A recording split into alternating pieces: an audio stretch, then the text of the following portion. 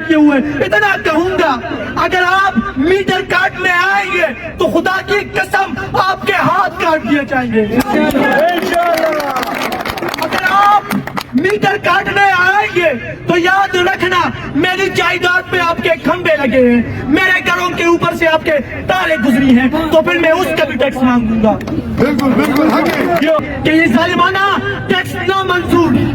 اور آج میں بڑے افسوس سے کہوں گا کہ آپ نے کبھی دیکھا ہے کہ مالک خود روڈ پہ آ کے کھڑا ہے اور اپنے جائیداد پہ آپ سے رعایت مانگ رہا ہے. او بھائی آپ لوگ مالک ہو, اس ڈیم کے مالک ہو, اس ہزارہ کے مالک ہو, لیکن افسوس آج اس ہزارہ کے, آج اس دھرتی کے بیٹے ان سے بھیک مانگ رہے ہیں.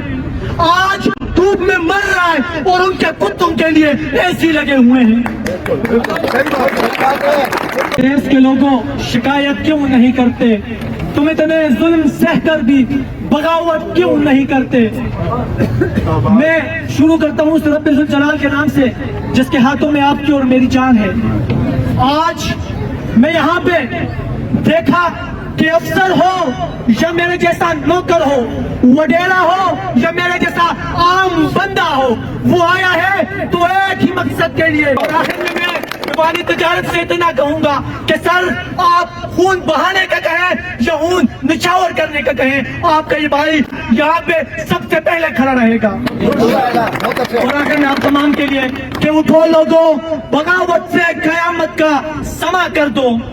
یہ خاموش رہنا تمہیں مار ڈالے گا, یہ خاموش رہنا تمہیں مار ڈالے گا. اگر ریاست بچانی ہے تو سیاست چھین لو ان سے.